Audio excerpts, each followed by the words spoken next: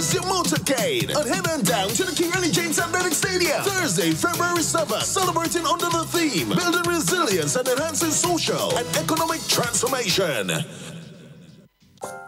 Water, Earth's purest, life-sustaining resource, can pride and joy of a nation is its flag.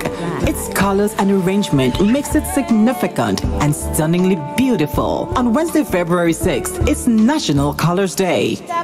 Every proud Grenadian is asked to deck off in clothing highlighting the colors of our flag. Whether you are dressed for work, daily routines, or casual engagements, showcase the true Grenadian spirit. Every ministry, every department, and all workplaces are encouraged to join in.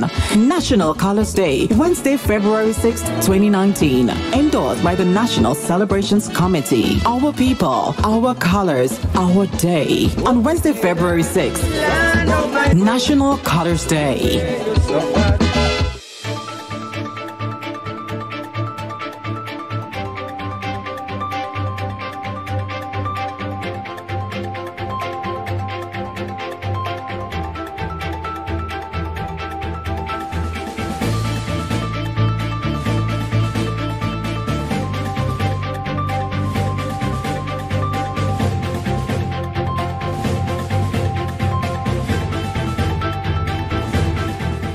Grenada developing national water policy and national drought management plan.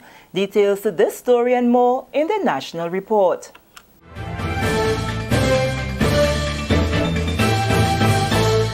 With the details to the news for Friday, February 1st, 2019, I am Sherian Noel. Grenada is currently developing a national water policy and national drought management plan, both of which could have a final draft by the end of this month. Dr. Everson Peters is the consultant on the National Drought Management Plan. He says the national water policy will seek to ensure that the present and future generations have access to sufficient and safe water, while the National Drought Management Plan will prepare for and mitigate against the impact of future drought events. Dr. Peters was addressing a joint conference on Friday on the current drought situation, implications for key sectors, and the way forward. We want to ensure that we use the water efficiently, so that for agriculture, it means that choosing the type of irrigation that would minimize losses. So this is the policy. Now we have the National Drought Management Plan, and the goal of a drought management plan is during a period like now that we want to ensure the greatest public benefit for domestic water. First of all, domestic water, people drinking water. Then we want sanitation. We don't want diseases to be breaking out in schools if there's lack of water. And then we want irrigation. So while irrigation is important during a drought, the most important thing is for people to have water to drink. So when there are going to be restrictions, the first priority NAWASA has is to make sure people have water, sufficient water, and safe water to drink. Grenada experienced a serious drought in 2010, and Dr. Peters warns that this can become a regular occurrence for which we must be prepared, utilizing the water policy and drought management plan.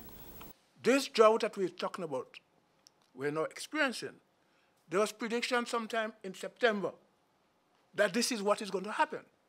If we have a plan, then we're not going to wait until January. If there's a plan that I suspect the Water Resources Management Unit or agency that is going to be established later in the year, going to be managing this thing. So by September, people will say, listen, you know, you have to start conserving. For the people in Carriacou, it means that you have to maintain as much of the water in the systems as possible. The final draft of both initiatives will be available by the end of this month and will be available for public review and comments before they go to the Minister and Cabinet. Meanwhile, Minister for Agriculture and Lands, Honorable Yolande Bain Horsford, says there is need for a national effort to mitigate against the challenges of drought. This has become more urgent with the prediction of long-term drought this year for Grenada, Antigua, North Bahamas, Cuba, East Jamaica, and St. Kitts. One of the major activities in the implementation of a monitoring system to record is the implementation of a monitoring system to record the impacts on water supplies, soil degradation, and agricultural production. This will entail the collection of data on crops and vegetations, river flows, reservoirs, ponds, rainfall stations, pest diseases, livestock, and generating reports for dissemination to relevant stakeholders. A proposed meeting Friday by Labour Commissioner Mr. Cyrus Griffith to provide conciliation in the pension negotiations impasse did not take place, as the public sector trade unions failed to show up, following the deadlock in talks in January and in response to the referral of the matter by the head of the government's Pension Engagement Committee to the Ministry of Labour. The Labour Commissioner invited the trade unions to a conciliation meeting on February 1st. Through correspondence received by the Labour Commissioner after the scheduled 9:30 a.m. start time for the meeting, the union said in part that it would be futile to convene the proposed meeting. Separate correspondence addressed to the chairman of the government's Pension Engagement Committee confirmed that the unions and staff associations have found it necessary to pursue the demands of the pensionable benefits for public officers through the legal process. Prior to Friday's planned meeting with the unions and the staff associations, the Labour Commissioner held a separate meeting with the Pension Engagement Committee. The Labour Commissioner will now report the matter to the Labour Minister for his mediation, in keeping with the established procedures for settling disputes. The government's Pension Engagement Committee and the public sector trade unions have already agreed on the need for pension for public officers. The issue at hand is the advance payment of pension, which is commonly referred to as gratuity. This is the National Report. More news after the break. The pride and joy of a nation is its flag. Its colors and arrangement makes it significant and stunningly beautiful. On Wednesday, February 6th, it's National Colors Day. Every proud Grenadian is asked to deck off in clothing highlighting the colors of our flag. Whether you are dressed for work, daily routines, or casual engagements, showcase the true Grenadian spirit. Every ministry, every department, and all workplaces are encouraged to join in. National Colors Day, Wednesday, February 6, 2019. Endorsed by the National Celebrations Committee. Our people, our colors, our day. On Wednesday, February 6, National Colors Day.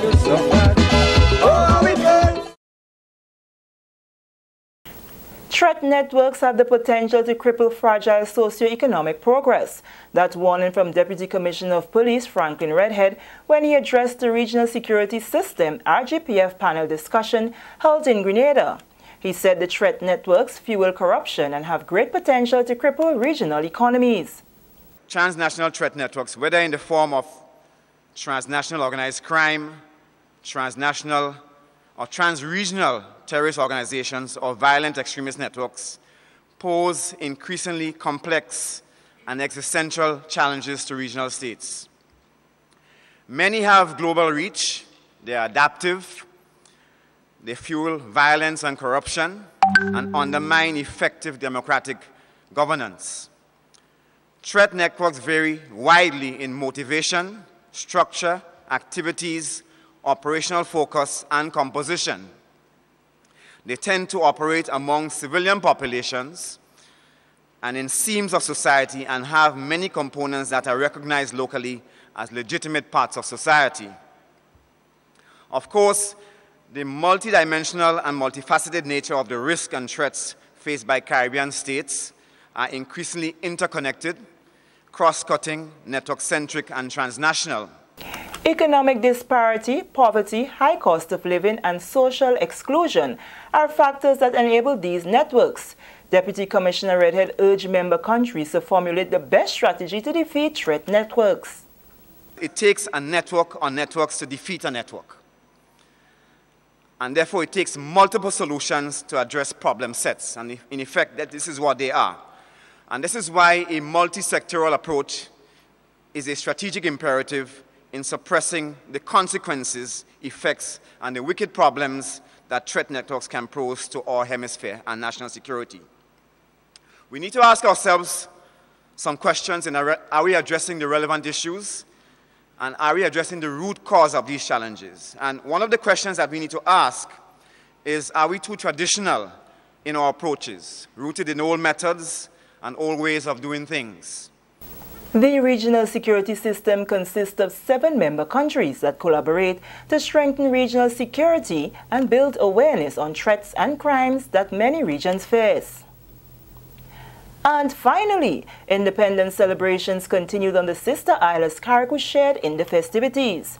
It was a show of support as students, uniformed clubs, teachers and other patriotic residents came out in their numbers to witness and participate in the 2019 Independence Rally at the Hillsborough Recreation Ground.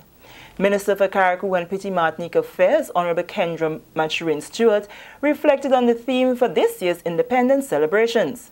Minister Maturin Stewart encouraged all present to work together to help build resilience and enhance the social and economic transformation of Grenada. Resilience is strength, toughness, robustness, our ability to rebound after disaster, misfortune or distress. These are the characteristics and attributes that are required in nation building, and these are what will make us successful as a people. But we must use these characteristics, my friends, to strengthen or enhance our social and economic conditions. We must improve the lives of our people through social programs and through economic growth. We must improve on our service delivery, our agricultural production, our tourism product, our fisheries, our light manufacturing, our healthcare, education, infrastructure. Governor General Her Excellency Dame Cecile Lagrenade said after 45 years, Grenada and Carriacou exhibit clear signs of maturity, which is evident in the continuous developments within the state. The people of the Sister Isles now see a marked improvement in the availability of water to their homes and businesses due to the establishment of desalination plants in Petit Martinique and in Carriacou. The completion of the new port facility in Harvey Vale marks another major step towards improving the infrastructure with resulting increased economic benefits. This year's parade featured a military display outlining and symbolizing Grenada's 45th year as an independent nation, alongside cultural presentations. We are from Grenada, if you please, the fine island of the West Indies. We are happy, peaceful and gay, beautiful and healthy everywhere, and the warm sunshine every day.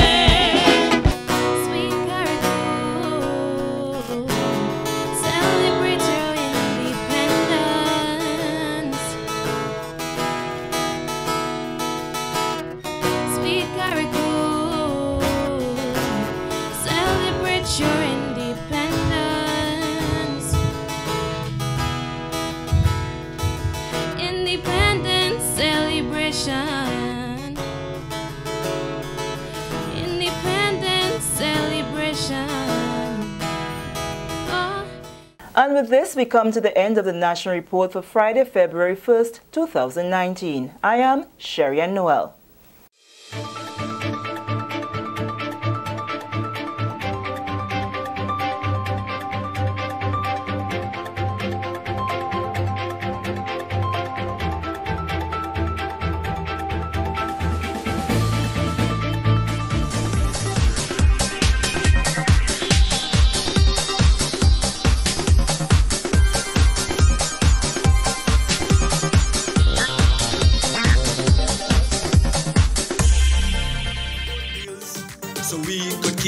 $2 in hand.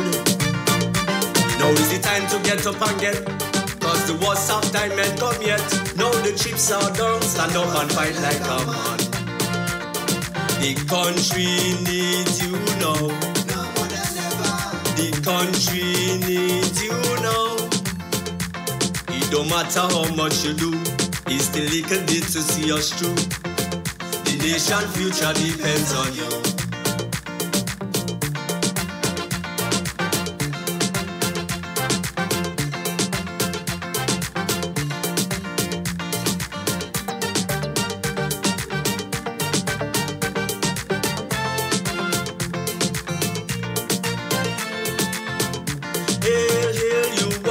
of this land. Let's evaluate the service you give to this nation. Your work ethics are not what you should emulate. Your production and dedication are second rate. So much petty lies and excuses you make to be on the job.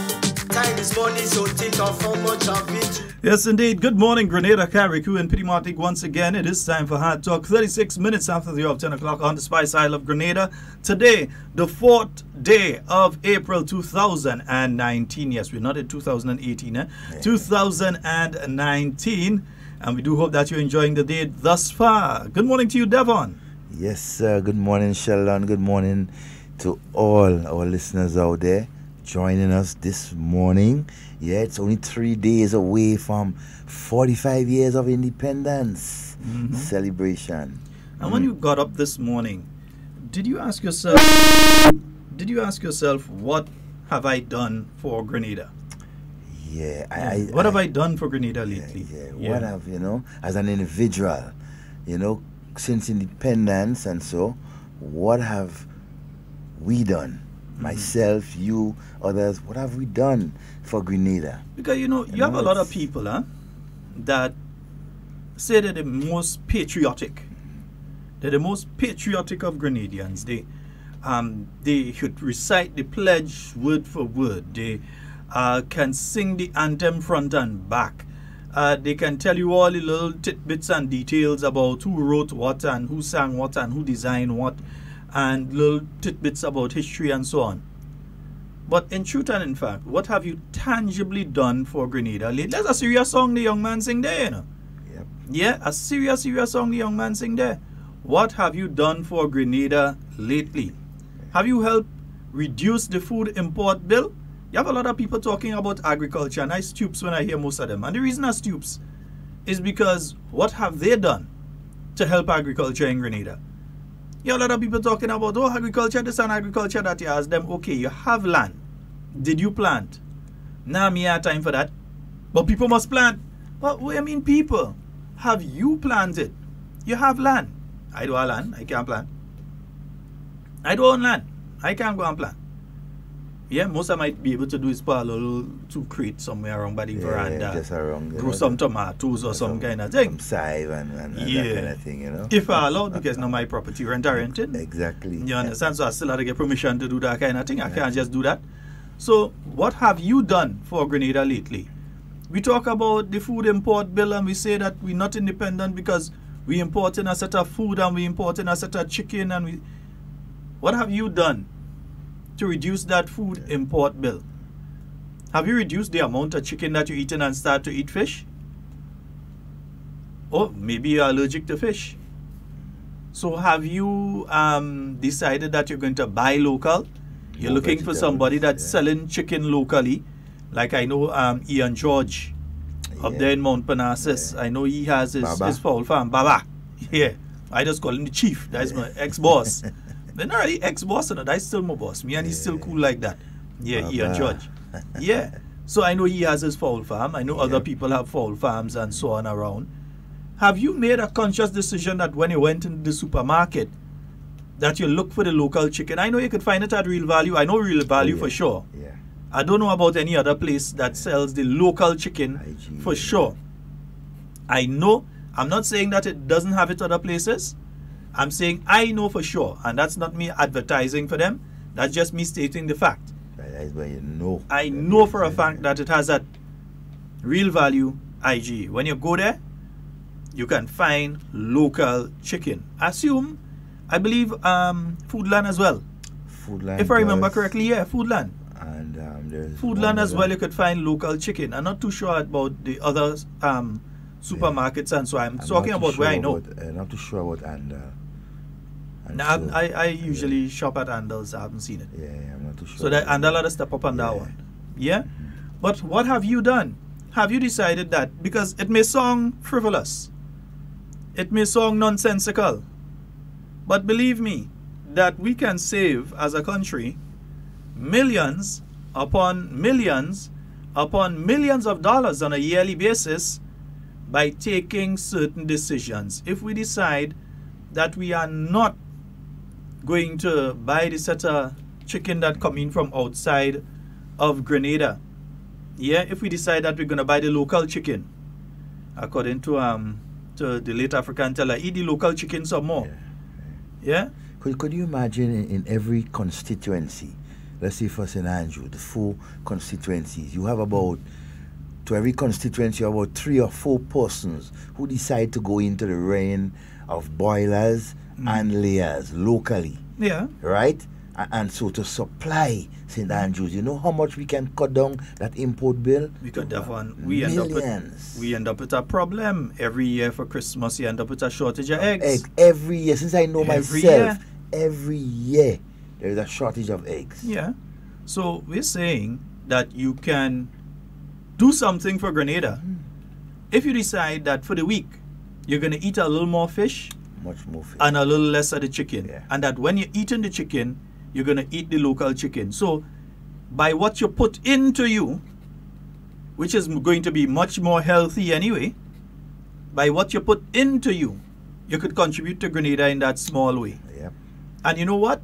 You'd be helping the fishermen who go out there risking their lives out on the water. The guys down in St. John there, and I don't want to just specify Guave, St. John and St. Mark. When you pass, I always like to see this little unit that was built in St. Mark there. I'm trying to remember the exact area it is. I could visualize it, but I can't remember the exact village that is. When you're going up, of course it's on your left-hand side. Waltham, that's before the school? Yeah. Yeah, that's Waltham. Yeah, I love to see that. Sometimes facility you right pass there, there, you see the guys coming with some nice catches and so. Nighttime, you see the boats out there. All you leave the men engine alone. Well protected. They have the lights and so it's, you know, as a protection and so on. That's good. Yeah, even the guys who fish off at Davy Beach and all this kind of thing. And they have good systems in place, communication systems in place around that side. You have the guys in St. Andrew. I know there's a Rastaman. Usually, I haven't been to St. Andrew. Honestly, folks, I have to apologize to my friends in St. Andrew. I've not been spending significant amounts of time in St. Andrew over the last year or two. You need praise. You got to come to St. Andrews, man. I haven't been spending much time up there. But I know there's a Rasta guy that I used to meet on the street all the time. I always talk about lambi. And he always had lobster. I know that guy used to go and put it. Yes, man. Every time you meet that man, if you want lambi or lobster, you want sea cat, you get it off him. He going right off of the reef and so with a little hook and so and catch all these things. But like I have a feeling that man have a bank somewhere he does store them thing, man. Because every day this guy does have that. Every day, they know. And he walk up and down in Grenville and take a look at his feet and his hands. Yeah. You could see all the salt water. You know, after you spend so much time. But he ain't teeth though. That's one thing he working hard though. He working at 3-4 times. 3-4 times for the day he in that water. Yeah. Sheldon. Have you supported local business? Because he is a local business. Have you supported local business? Somebody in St. Andrew see him today, buy from him and tell him I sent you. Yeah? Because that man I used to buy from all the time. Yeah, man. Anytime I see him and I had money. One thing I do, I'm making sure and buy from him. And you're getting it fresh. Yeah, well, if it's fresher again, man, there's nothing that go on ice and all kind of thing. You know, when he come with it, it's from the water to you. You know? See it right there. So have you supported your country lately? It's a lot of fancy talk about government this and government that. No, it starts with you. That's what creates our independence and that's what makes our independence. We cannot be dependent on a government and say that we are an independent country. Yeah? Independence starts with us as individuals and the simple choices we make. If we are going to go and buy these big carrots and them that come up from Trinidad or some other country, ain't even sure, or if we're going to buy the local carrots that are grown right here organically in good volcanic soil with no set of fertilizer and they put no gramazone to kill out everything before they put the carrots into the ground, are we going to support local? Are we going to help that farmer to send his children to school so that they can become educated? Or are we not going to help him so he can't send the children to school so that they turn out to be criminals and crooks? They end up being a burden on the state. Are we going to help him? Are we going to help the fishermen to maintain their family, to have everybody want to see everybody have a nice house? Exactly.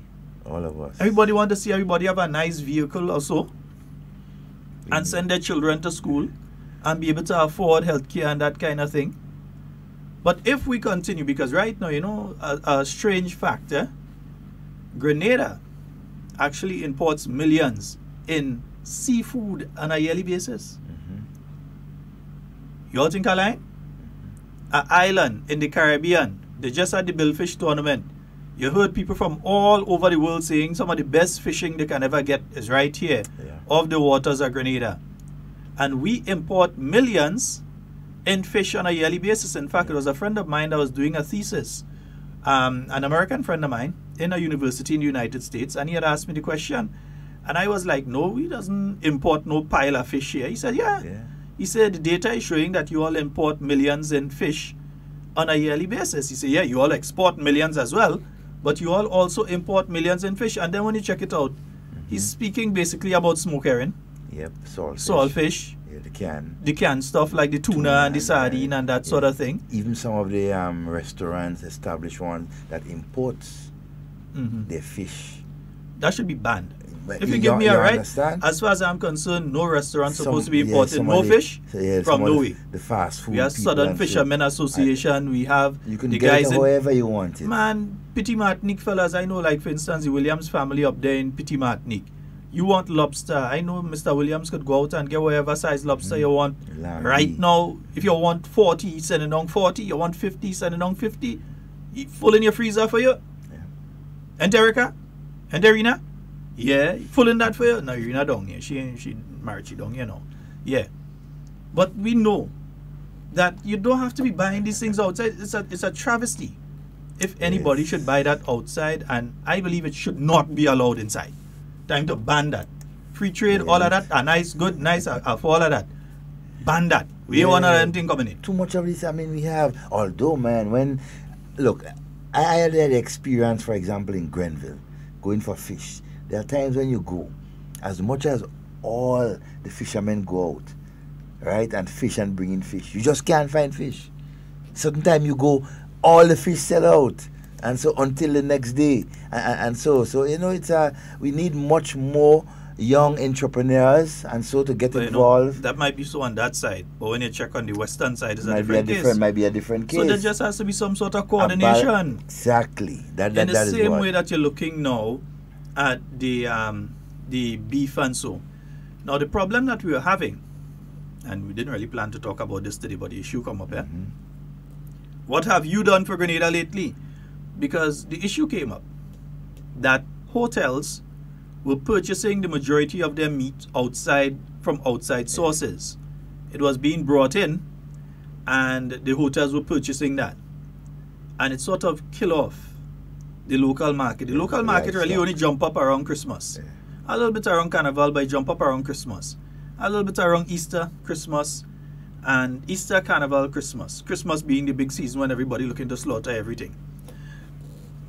Now, what was happening is that when they look at what we had for abattoir, now imagine you're a tourist, and let's say you're staying at one of the high-end hotels in the south of the island, and you know that you had steak this morning, and then you go into town, and you see what was passing as the abattoir, and they say, wait. That is where the steak come out from? That is where they kill this animal? You're leaving that hotel one time? You're refusing to eat anything when you go in that hotel again. Which is the reason that the NNP government, because I know the NDC trying to take it and say it's dead with, but that's why the NNP government came up with the concept of doing the abattoir that was done in Maribo. Although certain people went and they messed up the whole thing, but it's up and running now.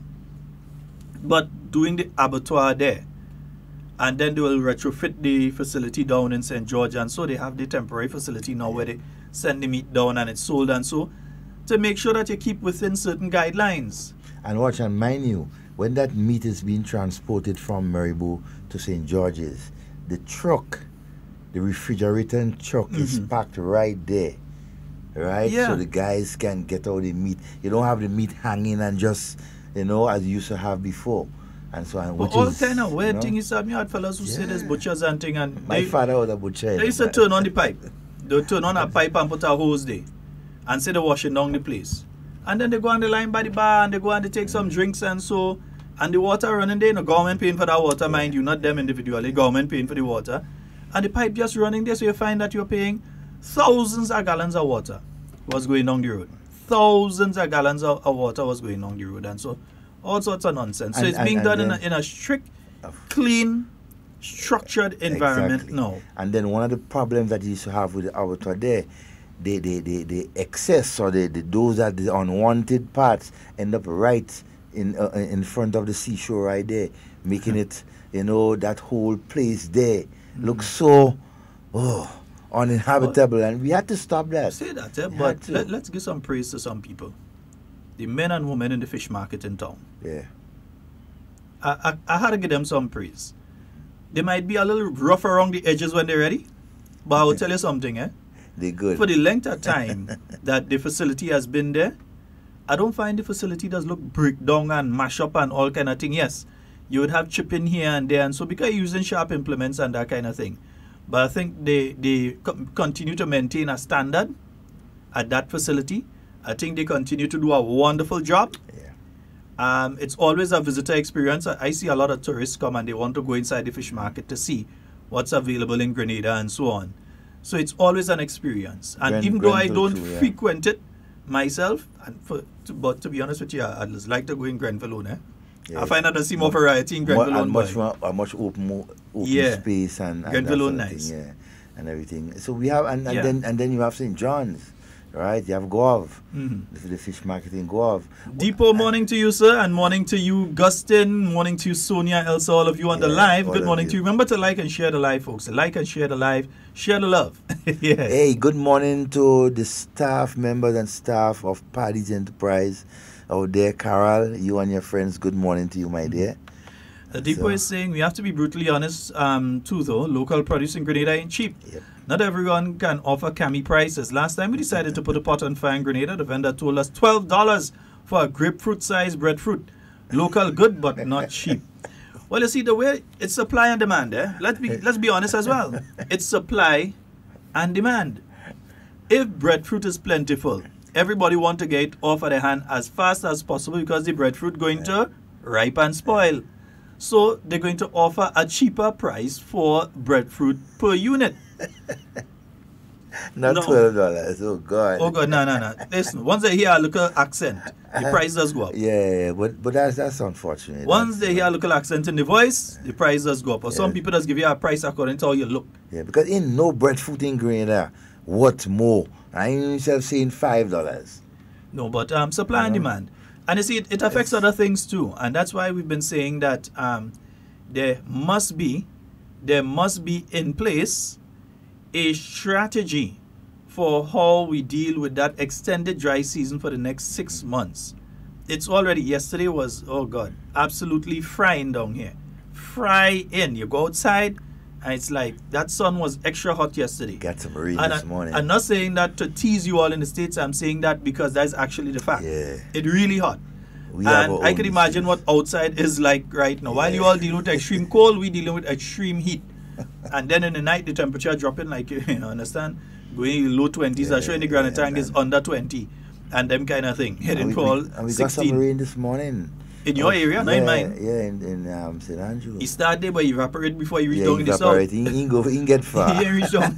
You only last for a few minutes though. But what I'm saying is that, what have you done for Grenada lately? Have you decided that, okay, I'm not going to go into the supermarket and purposely look for the foreign, but I'm going to buy the local. Yeah. That when you're looking for the guava jam, or you're looking for the jelly, that you're going to buy the one from La Grenade Industries. Or the chocolate. Good morning to you, Governor General Dame Cecile La Grenade, Your Excellency. Good morning. Yeah, and to your staff. Are you going to buy the local, or are you going to just make an unconscious decision, you just pick up whatever you see? If you go to my refrigerator right now, you will find La Grenade products. I could guarantee you that. I always buy it. I buy the guava jelly and the jam and everything. But the guava jelly does be nice. Yeah. And the nutmeg jelly, yum. Yes, so I always purchase these things. It's a local industry. It provides jobs for locals and it keeps the currency here in Grenada. Yeah, among Grenadians.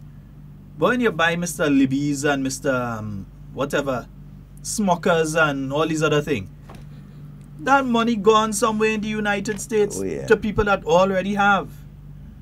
So we need to keep that money here, support local. Yeah, look at our chocolates, right? Yeah. And so we need to support Juve and the other chocolate brands locally made that we have here in Grenada. Because Devon, you see the nonsense about, we don't have any local factories. One, local factories have every incentive to set up. There's one drawback. Because if somebody wants to set up a factory right now to produce jam and jelly or juice or whatever, they can go to the GIDC and they can get concessions on the equipment. In other words, they could pay 0%. In other words, they get 100% concession. So they're paying zero in duties and so on to bring in equipment and vehicles to start that operation to produce jams and jellies and so on here in Grenada. They can get it. Yeah, they can get it. And you see, the supply again, for instance, I have a cousin that supplies Tambran out of Carriacou, and he has to be searching now to try and find a market. He has loads of Tambran, loads. You can send down pongs upon pongs upon pongs. He has to be searching now to try and find a market for it. You have people with 5 fingers, same thing. They're searching for a market for it. When that happens though, the unit cost becomes so low that some people just decide to chop it down the tree and plant something else. Yeah. It's like when noni became a thing. A lot of people went and they planted a lot of noni. All over the place, everybody said noni, superfruit, curing this, curing that, curing cancer, all kind of thing. Everybody went and they planted a set. Then it came to soursop. Everybody planted a set of soursop. No, the soursop holding strong though. The soursop holding strong. We'll always hold not like the noni. Yeah. The noni kind of come and then it's bam. Yeah, you take a dip. But the soursop holding strong. Yeah, so we have to ask ourselves what we have done for our country. Not just run our mouth and say the government this and the government that. That's a nonsensical, idiotic, unintellectual argument. In short, it's just speaking dunce. Government didn't do this, government didn't. What have you done as an individual? Have you decided that you're going to dirty our tourist sites? So you go to the Welcome Stone and you throw your garbage at the side of the road, the trail going up there, or when you reach on the Welcome Stone, you drink your water and so on, or your soft drink, and you just throw the bottle. Yep, or your brick bottles right there. Yeah. You understand? You want to take a picture of you drinking champagne on the Welcome Stone, and then when you're leaving, you just throw the champagne bottle at the side. That is what you do. That is what you do for Grenada lately. Or you go to Grandans Beach and you leave your garbage on the beach. Right on the beach. That's what you've done for Grenada? Or you go to the waterfalls, Annandale, Mount Camel, and you just leave all your garbage right there. Including items are closed. Yep. Sometimes you're seeing some items I refuse to mention. Yeah. Left in certain places. Yeah, it's disgusting. That's what you're doing for Grenada? We need to do much better than that. What have you done for Grenada lately? Let's start taking some calls, Devon. Good morning and welcome. Hello, morning, sir. Good morning, my friend. How you all doing? Oh, we pretty all right. Good day, man. I'm glad you all bring up that subject matter relative to our sense of independence in this country. That of the food bills that is killing Grenadians. And we complain when we could mitigate it. The situation that we have here, that of laziness. You see, somehow there's a means for some people to live that I don't think they need. Somehow there's some circulation of finance, of monies, that is mysterious to me. How these people are able to survive in these kind of a hard times, as you might call it, when they should notice that they could do simple things to mitigate it. The laziness that shows in this country. I live in a village. It's an agricultural village, you might say. Riverside has been the best agricultural village in Grenada at one time, I should say. I live in another country for a few years. And when I come back here, and I will go hiking because there's a mango, especially in a place called Teshambo, that I love so much, that I used to go looking for. Because most of them come around the time when mango is around. And I couldn't find a road to get there, you know. The whole place turned bush. When I travel around the country, areas that used to have nice agricultural production, turn bush.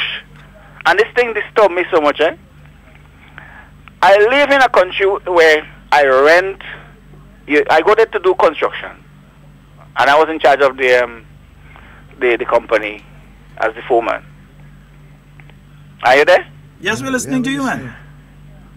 We're listening to you. Even though I work so much at the time, I was looking for lands up there to work, you know. I'm telling you.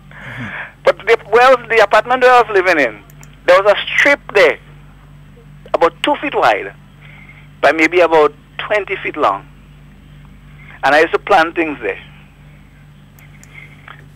The things from my kitchen, I don't throw it in the garbage like everybody throw things in the garbage in Total. I throw it in that little area there. There was a cane stool I had there. I produced a cane that was about 20 feet long. Close to 20 feet long. The other one might have been about 16 feet long. I got two of them just about the same time. Just there was a Guyanese guy who used to grow melangine. And when I looked at it, I said, but that's the old-time melangine that we lost so long, that I haven't seen for years. He had about 4 or 5 plants on the tree, but I took about 3. When I say plants, what I call plants, they ripe already. Yeah. And I stored it in my fridge. I dried it first and stored it in the fridge. I had it there for over 3.5 years. That's the melangine we talk about every so often, Mr. And I have to make sure you get that melangine plant this year. You have to, man. I have to make sure you get a melangine plant this year. What I'm telling you is that I am so concerned about these things, I kept it there. And when I came back to Grenada, about 3.5 years after, I started planting it because I didn't end up going back in Total as I expected because I was looking for a new permit and they didn't give me because things was bad up there. And since then, I've been distributing that plant as much as possible. Good. And encouraging people to make sure that they plant these things around there so they always have food. I have a beans called snake beans and I have wing beans too. That I do my best to give people wherever I go and every time I talk to people about farming. And I'm talking just Friday I gave a guy some. The wing beans and the snake beans. And that snake beans in particular, it bears so much. I have 1 tree in front of my door. 1 tree. Because at the time, I didn't have much place because I have all the melangine and so on growing there. And I planted 1 tree. Right there. And the amount of beans I'm getting from that 1 tree, even up to now, it's amazing. And what I say to people is that beans, for example, and okra, once you plant these things around your house, you have food every day because every 2 days you have to pick these things and them. Yeah. And if you have enough, you always have food around you. So you don't stay hungry even though you're broke like me. You have food for the past 4 or 5 months. I'm telling you, I hardly ever buy meat. I live on melangine, beans, okra, and these things and them. I cook them, steam them, blend them, and and these things keep me so well. It's amazing. And that's what people need to understand about these things and them. Relative to that whole issue of fish, there's 2 aspects of it. You don't get fish as you want in Grenada. And relative to the canned things and them, you remember that you sometimes have to store things in case of. You need things around you. So you have to buy these things and every so often. But in the case of local fresh fish, yesterday a truck passed in the village with fish. And there was one of the guys shouting out to him to stop. Because we have not heard a shell. You were asking why you're not blowing a shell. Because people have not heard a shell in River Sally for the past 5 months. I went to go up a few months ago. I went by the fish house. And I spoke to one of the guys who walk inside because he was coming out. And I asked him if he walked inside because he was dressed. You know, the way he's dressed, I realized he's not a fisherman or so. And he told me there is no fish inside there. When I pass on the western side, I pass on the western side every so often. The boats are packed up there. I mean, if they have a lot outside, that means they have so much in Grenada that I don't know how they're going to survive. If there is enough fish in the city to hold them. But most of them are passing go in that on the western side. While Tom along there, I always looking at these things on them. And most of the boats are parked there. When you go to town, and I live in St. George's parish for more than a year since I came back. Most time I go to town very regular. The trawlers are packed up on the wharf there. What is going on with these things? I'm trying to understand, and I get to understand it. And apparently, what I've been hearing is that there are foreign vessels that are more equipped than ours that are coming and sweeping our waters of the fish. So what is going on about that? What is the Coast Guard doing? What is the government doing? Because most of the time I see the fishermen, like the boats are packed on the jetties. So I don't know what is going on. We can get local fish as we should. And then a lot of people are not happy about the price of the fish that we having to buy. So they prefer to buy chicken. And that's one of the problem with this whole thing. You understand what I'm saying? But you know, technically what they're doing by taking that approach is that they themselves are driving the price of the fish up. Because here's what. If majority of people are buying an item, it would cause more people to go and try to find the item, and eventually the price of the item would start to go down because you would have a proper supply. But if enough people are not going after the item and you have few people going behind it, the price of it tends to be sort of high. So the people who take the approach that the price too high, technically, they are also causing the price to be high because they're not purchasing. If a guy realizes now that he have X amount and he's making this amount of money, he's going to go and try and find more, you know, and then he's going to end up with competition because somebody else going to see that he making money and decide that they're going too. That's all. That's and the fine unit too. price is going to go down. Now, one of the reasons you see the vessels on the Carriacou, though, if you pay attention, it's not always the same boats. There are several boats that ply that trade. The tuna boats go out for a period of time. They catch tuna. They come in, they sell what they have and so they restock, they refuel and they go. The boats look alike, but pay attention to the names. It's not the same boats you're seeing park up right through. So it's kind of... I recognize a lot of the personalities. There are guys I recognize and I notice them very regularly. That's the guys. Anyway, I understand the point you're making. Yeah, so it's not the same guys as be there right through all the time. You're seeing a boat just park up there like if it ain't worth it because they make good money. I could tell you if it's one set of guys make good money. I know they make good money when they catch. Those tuna boats, yeah. But factor in the availability, like we were just pointing out there. If I want to cook now, I might feel for fish. But where getting the fish? Like I tell you, yesterday when the guy passed, one of the guys make a joke about it and say about 5 months now we don't hear shell in River Sally. You catch? So if I want to cook now, I'm hungry. I don't want if a guy gonna come from Guava, Duquesne or wherever and bring fish in River Sally or Sotes. No, I might just jump in the shop just across there, or there might be a shop which is, you know, I just have to go upstairs or downstairs to get a shop. You catch what I mean? And I'll buy the chicken or something like that. But see, what so this is part of the problem. What we're calling for is the same thing that during the revolution it was called for. And I believe even Sir Eric Matthew Gary, when he did things like land for the landless and so on, that's what they call for, you know. That more and more we begin to focus on what we have than what we can bring in.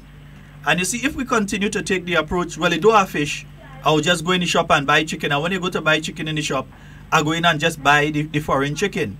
If we just take that approach and say, well, the foreign chicken cheaper, let me buy it. If we continue to take that approach, we wouldn't build the local industry to the point that the local industry could become cheaper too. We wouldn't build it to that point. There has to be a change in the mindset of the average Grenadian. That when they're shopping, when they're planning their meal, when they're cooking, nearly everybody want to go and do oil long this week, but they ain't using local chicken. It's chicken from the United States. It's people in the United States and so on. And in some instances, there's some of these chicken that come in. In fact, we're good to say good turkey. But let me just say that it's people in the United States that making millions of dollars off of Grenadians on a yearly basis. Chicken is one of the things that we import the most here in Grenada. Yeah, I know that. Because over $75 million as far as I understand it. Now, Grenada does not, at this time, have the capacity to supply 100% of the market. I doubt we even have the capacity right now to supply 30% of the market. But we have enough to supply a percentage. And if the need is more, if the average Grenadian decides that in the same way, you ain't come in and tell us that Trinidad jab better than ours. We know Grenadian jab is the best. In the same way we look at our chicken and we say, we know Grenadian chicken is the best. If we start to take that approach when it comes to our food stuff and our items and so on like that, I think that we can develop the industry here. It's not always government. It's, remember, industry, supply and demand. So if we demand it, then we will end up creating the supply. Another thing, for example, it might be like a joke to you. I like to fish. Mm-hmm. I made sure I bought a rod when I settled down here. I went to fish a few times. And I get fed up and I stopped going fish. 2 fish I ever hold. You go the wrong spot, man. Yes. You go wrong spot. You go and feed. Maybe fish is afraid of me. I just don't know how to fish. No, you go and feed the fish. That's So what that's what I always doing, feed the fish. So, you know, the frustration, you're not getting fish as you want. Even though you like fish, you don't get in it. That kind of a thing. You ain't know them or the spot. local thing. You ain't know them spot, man. You have to know them spot. All that kind of things. So, but, you know, there are a lot of things that you have to factor in that causes people to an extent to, you know, be attracted to foreign things, as you might say it. Because it's but easier, at the it's same more time, there are convenient. too much lazy people and too much people of vanity in this country. They don't want to put their hands in the soil. I grew up with a mother who you will see her every day with a fork on her shoulder and a cutlass in her hand. Ask about my mom. And if you see her, you're seeing a gentle lady. If you catch what I'm saying. You're seeing somebody that kind of look tough, but she's as tough as nail. And she grew up, that's for all these years. The biggest yam I've ever seen before one I dug myself in this world was dug by my mother. She spent maybe about half day digging that yam. The yam was so big that she had to cut the yam in two, and my mother is able to raise 100 pounds and walk with it easily. And she had to cut the yam in two for she and I to bring it down home. All right, That way, brother. Well, you enjoy your day today. All right, good. Yes, 4407377. Yes, and 347-329-3101. Yeah, those are the numbers for you to call and get on the inside. What have you done for Grenada lately? And we know there are many people who are not based here in Grenada, but they do a lot for this country. You have the people like the depot and so on, who would make sure that they send down shoes for the children in the athletics and so on, so that even if he's not around years from now, when one of those children bring home an Olympic medal, you could remember that there was a man in the States that used to send shoes for me. You know, I don't even know his name, but he used to send down shoes for us to go and play football, or used to send down shoes for athletics for us. And you have the people like Mr. Watts again, and Zingo and Burbies, and all of these people who contribute. For instance, in the case of Burbies and Zingo and Muscles and so on, who contribute not just in the keeping the cultural art forms alive, but there are other tangible ways that they contribute to Grenada. And we're not just speaking about the Grenadian economy. Yeah, there are other ways that they contribute, whether it be to sports or whatever, that they contribute here in Grenada. So you have a lot of people who are outside of Grenada who also contribute to what is taking place in Grenada. And we have a caller on the line. Good morning and welcome. Good morning. Hello. Good morning, sir. How are you? Okay, we're fine. I'm not hearing you. You go right ahead. We're hearing you. You go right ahead. All right. Senator is your partner here. Yes, sir. All right. Now, I don't know, like you guys knew what I was going to talk about this morning. Because my concern is the price. We're talking about buying local. I support that 100%. But, to be honest with you, the price that is some of these people asking for the things is not attracting buyers. Because now, let me tell you something. A man is putting 5 mandarin, and I'm talking about 5 little mandarin and a chair there, and he's saying $5 for it. French cashew, he put 5 French cashew, they're looking so miserable, $5. Breadfruit, and I'm talking, that's why I put these things specifically, because those are the things that you don't really do any work on it. You just wait, and it comes, and you pick, and you go and sell. Why is it so expensive? So we all saying, yes, let's buy local, but we have to tell the people, put a price to attract people to come and buy. And I'm hearing thousands, hundreds of people talking about those things. The price is a problem. Trust me, Senator, it's a big, big problem in Grenada. So we need to put prices that could attract people so local things will get sold. And my another point is the sour oranges, the one they call the gospel. Now, why are we having so many of these things spoiling in Grenada? See, all the trees is yellow and they're just falling on the ground. And people going into the grocery and buy Kool-Aid and all those, what is going on here? We're wasting too much of our local product or foods that is good for our body. We're refusing to use it and we're going to buy Kool-Aid and all those nonsense. Why is those things happening? We need a little education to educate the people. Let us use those things. Please, let's use it instead of have it spoiling all over the place. And everywhere past, I've seen sour, orange, what we call ghost spoiling all over you're more than the country. It's not good and it's looking bad, in my opinion. You're more than right. My last thing, Senator, is on tourism.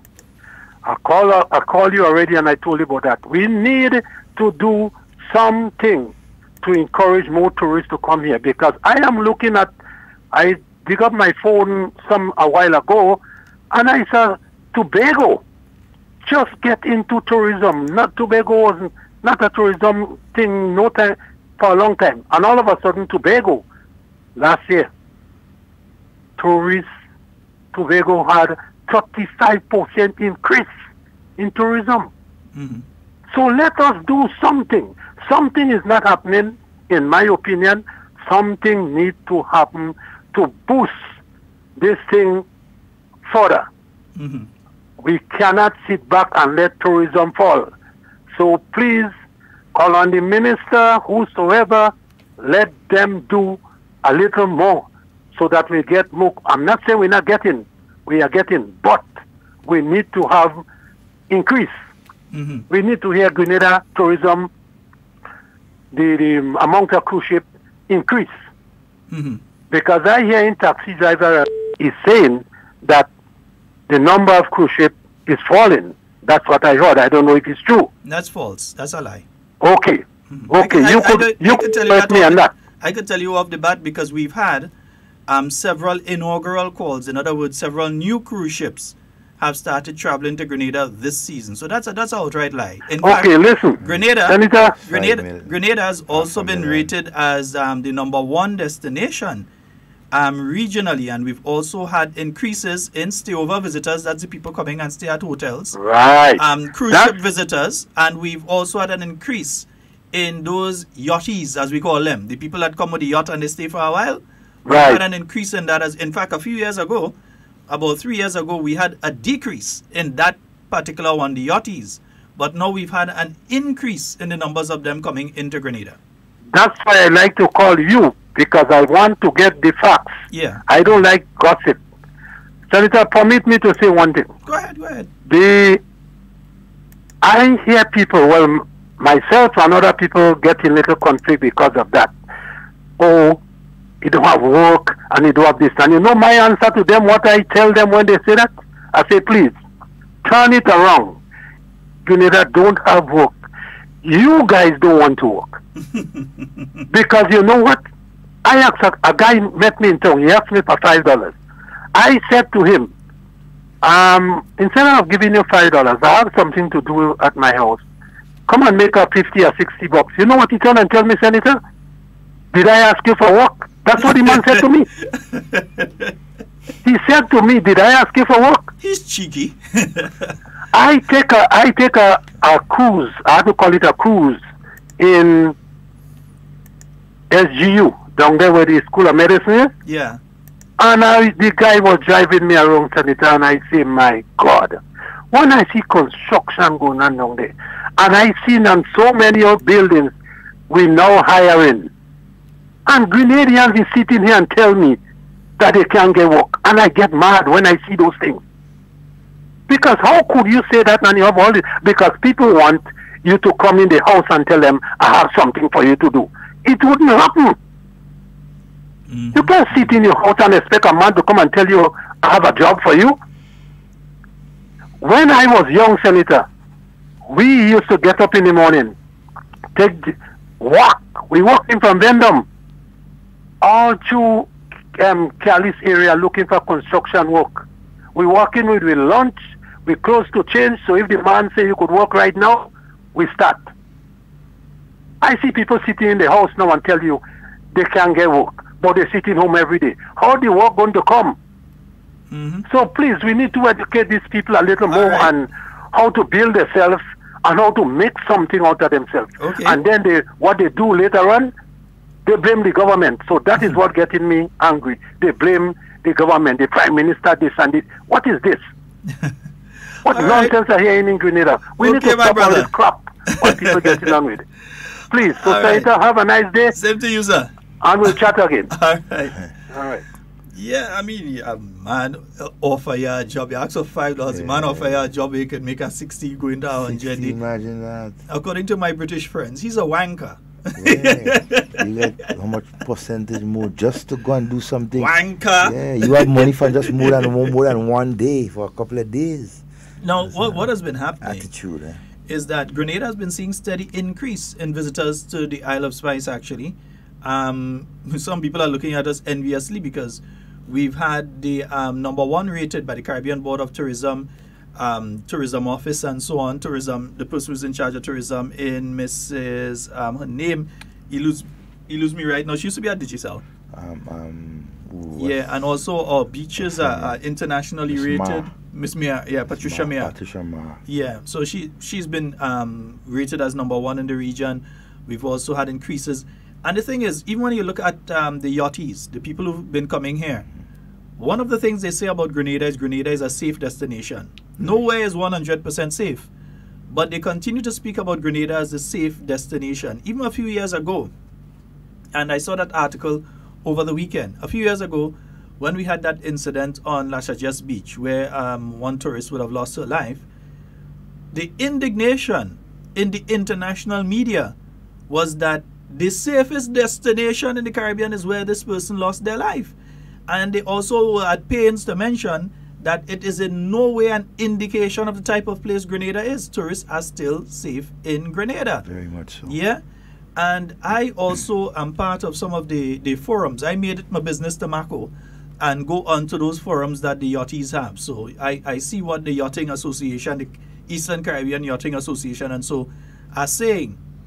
And they continue to mention that Grenada is the safer location. Yes, there have been incidents. People thief a engine, they might thief a dinghy, that sort of thing, or somebody might swim out and try to board a boat. Those things have happened, but they happen majority in like St. Lucia and St. Kitts, and you even have incidents of them being robbed at gunpoint in these places. While for Grenada, they feel much, much, much, much more safe, relaxed. They can refuel, they can get what they need done on their boats here in Grenada, and they feel much more relaxed to be here in Grenada than anywhere else. If they drift a little bit south, they enter pirate territory, you're heading down to Trinidad, Venezuelan pirates, all sort of stuff. You go a little bit north, they ending up in all kind of trouble. So they feel safe here in Grenada. We have excellent marinas in Grenada at this point in time. And the word is getting out there. So you're seeing increase. Whether it's Port Louis or Grenada Marine or True Blue Bay, wherever it is, you're seeing the increase. Secret Harbor, you're seeing the increase in them coming here to Grenada.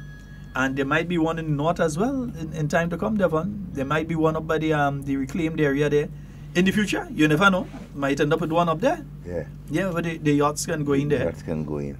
And one of the things about Grenada too, we have a lot of very safe harbors in a bay where the boats can go in and take shelter from hurricane and that sort of thing. The call also talked about Tobago and the increase in tourism in Tobago. Well, 35% from zero is an increase. If we had 50% and we have a 10% increase, well, there's a difference. But Tobago, the problem that Tobago has is that they attach to Trinidad and they also have that crime problem. In fact, there was a murder there just over the weekend. Tobago also has that crime problem popping up there. And then there's this historical thing, especially for tourists who are based in the UK and Europe. They have a very bad perception of the island of Tobago. There was an incident there. Several incidents there where expatriates, people that left and came to live in Tobago, were killed, and tourists were killed in Tobago. I remember there's one of this gentleman, he still has a scar across his face where he was chopped, and his wife was chopped up and so on in the hotel room. And they have a ongoing campaign to discredit Tobago as a destination. An ongoing campaign. These two people, they made it their life's work to make sure nobody goes to Tobago. Yeah, they've made it their life's work to ensure nobody goes there. So a 35% increase might sound nice, but 35% from zero, while we might have a 10% on 50. Yeah, so it is nice. But Grenada continues to receive increased visitors, increased every year. New arrivals. We have increases in new arrivals and that sort of thing taking place here.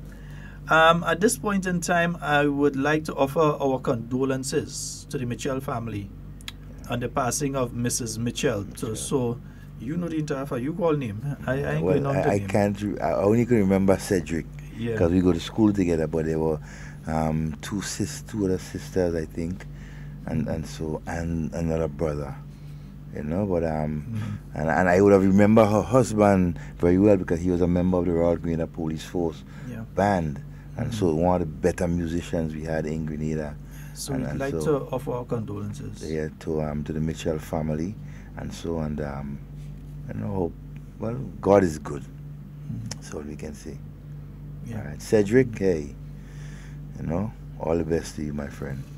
All right. Hey, and Devon, before we go back to the what have you done for Grenada lately? What do the ICC? How they could ban Jason Holder? Because they get a licks in the cricket, they ban Jason Holder for a match? Why do you want to ban him? Because No, they say that's all. He is the captain of the West Indies team, and the West Indies team were doing the overs too slow. They had a slow over rate. Oh my God. No, wait. A match that's supposed to last 3 days, last 2. But you're complaining that it had a slow over rate? I mean, I can't understand Explain to me which part of that makes sense. Yeah. A 3-day match or take less time. 2 days. Or a 5 day. It could go to 5. But let me say a 3 day. So it take 2 days. 2 days. It take. No, the game goes for 3 days, isn't it? It didn't go for 3 days. Yeah, it did. 2 point something. So 2 days. And you're gonna say now that you run a slow over rate and you get, when the match finish early? Because they get licks, man. I don't know. Yeah, and they were devastated too with that. Remember Shane Warne? Yes. Shane Warne asking what kind of craziness is that? You know? He said if he was Jason Holder right now, he launching an appeal. Well, that's crazy. Shane Warne said this is madness. And Shane Warne was one of the fellas that used to battle against all the time. He said clearly that cricket needs a strong West Indies team. Yeah. And he cannot, in all his mind, he can't understand what's taking place there. And because this is nonsense. And you know, what is sort of thing too? You see the target Holder, and Holder basically is the one that is leading to be man of the series so far with a double century. He has how many wickets and as an all-rounder. I mean, he has moved up as one of the only West Indian, all-rounder that has, since after Gary Sobers, that has stopped up there. So, I don't know. Over. Even one of the former, they're crazy. I'm trying to remember his name. One of the former English captains as well, England captain, said that is nonsense. He said stupidness. How you could do that? I'm trying to remember his name. But one of the older English captains and all. Wondering what madness is this? But ICC, watch. Depot is telling us, giving us a thing. Test for every test match, 90 overs has to be bowled in 6 hours, right? And teams can get an additional half an hour, right? At the end of the day, if requested again, 15 overs should be bowled in an hour and 7 overs in half an hour. Wow. I can't understand this kind of it's stupidness. Anyway, back to the topic, Kevin. Yeah, but good morning and welcome. Morning, gentlemen. Good morning to you, my friend. Gentlemen, I listened to the previous caller, and I was a bit disappointed that he didn't capitalize on the opportunity the young man presented to him. This is my understanding. When the young man asks, "Did I ask you for money?" When the young man said to him, "Did I ask you for money?" You know. No, you ask him if he ask him for a walk. Huh? You ask him if I ask you for a work. Yeah. So sorry. Did I ask you for work? You know, we say time is money. We say time is money. People have to understand. As much as money is time, money is work. Money is work. Did you ask me for work? Yes, sir. That's how you get money. Time is money. And I even go further. You know, we are in an era where we're hearing about work to rule. Work to rule. Gentlemen, time is money. And money is time. Work is money. Work is money. Having said that, I hope people analyze it properly. One other thing. But Scott, the issue of buying local. You know, on a other radio station this morning, I listened to a discussion on someone who had difficulty handling what appeared to be, I'm being diplomatic here, the mindset of certain Grenadians. And I wondered to what extent the person who was discussing this, whether they had sat, looked at it, and strategize how best to handle it. This is what I say, because I heard you refer to the fact that you shop at Andal and you probably do not see one of the things that you mentioned. You understand? So I'm suggesting it may initially be more costly for the producers or local producers, but they have to get to all the markets. They have to present the product. It has to be in our faces, in the people's faces. All the outlets have it, and even highlight a product. Have some arrangement or so with the supermarkets that your product be displayed prominently, etc. Another aspect of it, the price, as one person said, the price. But Scott, we know this soil here remains virgin soil. Virgin, fertile, most fertile probably in the world. Yeah? What we produce here ought to be of the better quality that you can obtain across the globe. I'm seeing this to see, especially if we're talking poultry coming from foreign. It must be said that when we buy, if we buy local, we are showing ourselves our better quality of product that ultimately will rebound good to us on the health aspect. We will be less exposed to illnesses that warrant that we be hospitalized, that we have to obtain medication, etc., etc. The balance is heavily in favor of local consumption. There is no question about it. The price, in that respect, I say, it's again in favor of the local produce.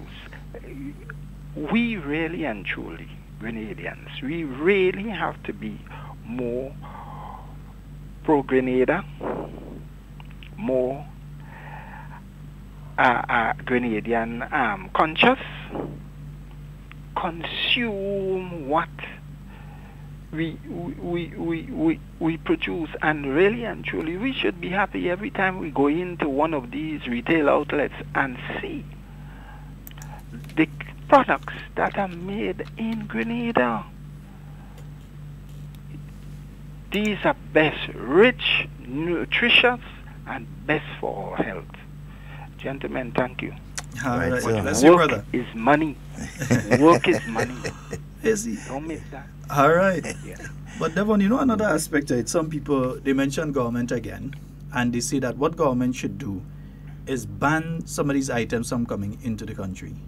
So you add a restriction, for instance, on the amount of carrots that could be brought into Grenada in any period of time.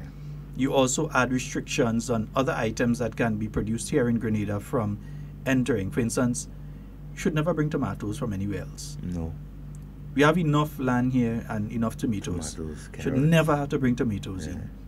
You check Comrade Clouden and them there, and the amount of tomatoes and corn and things they does have.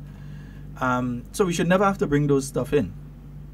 But you see, you could end up with a situation that if you cut off the international and regional supply and it's not made up by the local supply, what's coming in is going to end up being very expensive because everybody going to want the one or two that there. Yeah.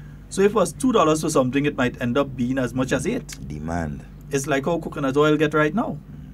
Back in the day, coconut oil used to make dog. Nobody paying next to nothing. $5 a bottle. Yeah, how much for a bottle? The same bottle of coconut oil right now. $35 and $40. Even the honey, even our local honey, it reach as far as $48, $49 a bottle. Supply and demand.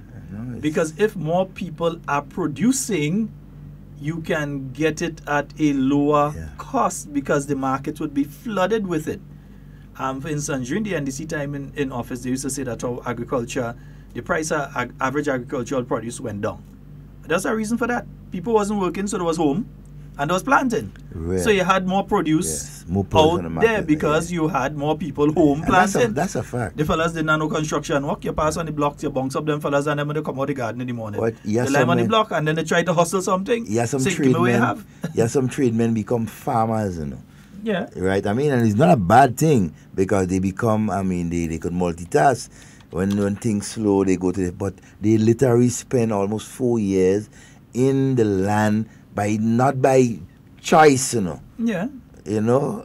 But you end up having to do it because you had to make our money somehow to see after your children. Your family. So the market was literally flooded. And because the market was flooded, the average price of foodstuff went down. Because a man, somebody come and they tell you X amount for a cabbage, and then you see somebody else and they want to get a sale. And they knock off a 50 cents, they knock off $1 off of that. Easy. So you're getting stuff at reasonable price. Sometimes it take a little walking. Sometimes you don't have to walk because I remember a lot of people used to be walking with it, coming to you to try and sell you. But now a lot of those same people are into construction and other fields. So you don't have as much people involved in it right now. So the average cost is going to go up again. But we have to find a balance. We have to find a balance. We have to create that market there and keep it. You know, a significant thing one of the callers mentioned is some of the fruits, right, that are being sold and the price. And I can identify with what the caller is saying. For example, you have some of the long-term fruits like the oranges and the mandarins and all these sort of things where you don't basically have to do nothing after those trees will have mature and begin to bear. All you have to do is just reap. But yet for all, every year you find that you're getting less and paying more. I mean, that don't sound right. You understand? Because, for example, mangoes, mandarin, all these things are there, right? And the farmer or the owner don't have to do anything more than to harvest it. But yet, for all, the price and the quantity you get. Just, I mean, it's sort of ridiculous. I cannot understand that one. Somebody send a picture 2 cents a man, tell me 2 ripe figs with that. Yeah, wait, you can't get that now. Long ago. Wait. Long ago in Bethlehem. Thing, yeah, long time ago in Bethlehem, man. What we used to pay 5 cents and we used to get a whole hand, a fig, after school. What we are saying here is that we as Grenadians need to make a conscious effort and a conscious decision that we are going to purchase local as much as possible. Right now, I see they start to talk about Christophine, some kind of superfood and all kind of thing. Yeah, I'll reach on Christophine now. Yeah, everything we had on here, now learning that it's good for you. You know what I'm saying? Meanwhile, we living on all your steroid chicken. And that's nothing. We need to cut back a lot because it's healthier. Yeah, Cammy, I does check Cammy, and Cammy does find my fish. When fish scarce, she said it's scarce. When I ready, I get my fish, I hold my fish. Right now, I still have a few. Right, so Cammy, I checking it just now. So you get your fish and that kind of thing. So you supplement your diet, and it's healthier one, and it's giving back to your nation too, because you're pretty sure. Look right now, I just see a post there coming out from Carriacou, marlin sliced and ready to go. So those of you up in Carriacou, check Joe Walcott and Carlos Alexander at the fish market right now. Wow. Go there and you're getting your marlin. You seen the data for that? Sorry, technical man, we can't show them. I could do some of that right now. Yes. I mean, how you could get that? So all you go to the fish market in Carriacou right now. Come down already? Yeah, Dolly, see going back up this evening. So go and check Joel Walcott and Carlos Alexander up there in the fish market in Carriacou, and go and get your marlin. Offspring coming back down this evening? Yeah.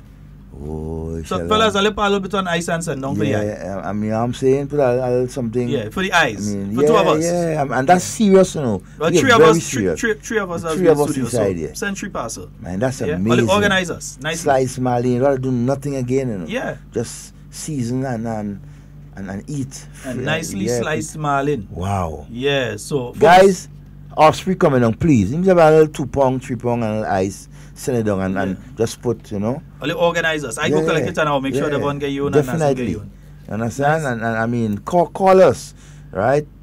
I'll give my number 403-265 to call us. Fellas keep talking about peppers. Yeah. You know one kind of pepper that's really see. I know where to find a tree of it right now. Bird pepper.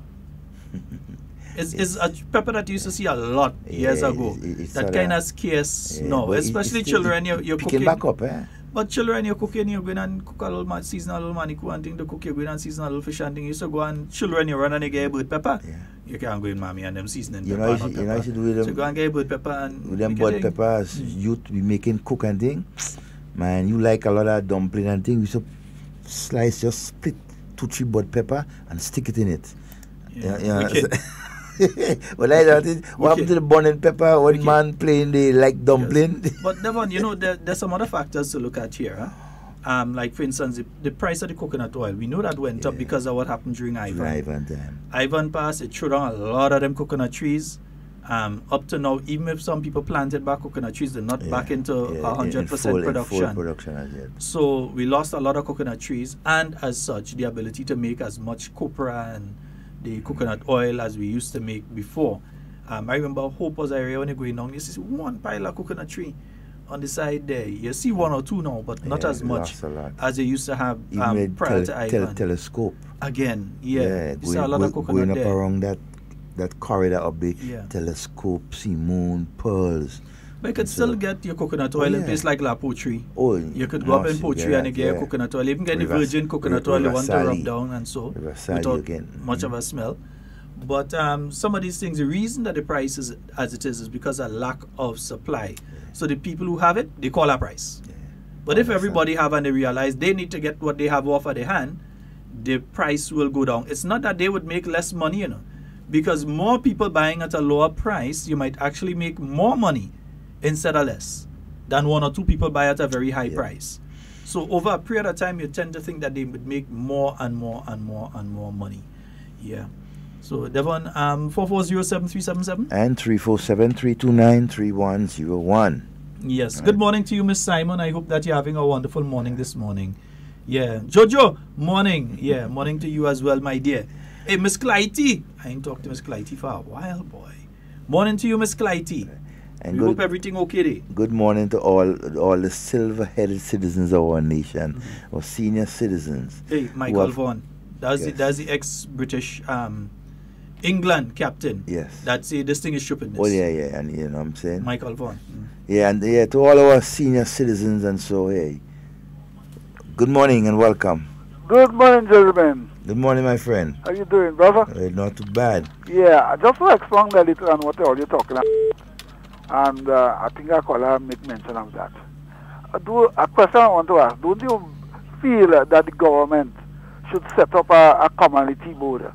Because what I see, that people, greed. They just, because they do something in short supply, they hiking up the price way. You understand? Yeah, I wouldn't say no. Yeah. I know in Trinidad, for instance, there's a thing that's sent out, I think it's every week. Right. That says sweet peppers are that price. Hot peppers are that price. Pumpkin is this price a pound. Watermelon is this price a pound, etc., etc., etc. There's a list that's sent out every week that gives that week's price or that month's price or whatever it is. I'm trying to remember if it's weekly or monthly or however they send it out. But it's sent out every now and again. And it says exactly what the price per pound is for different items.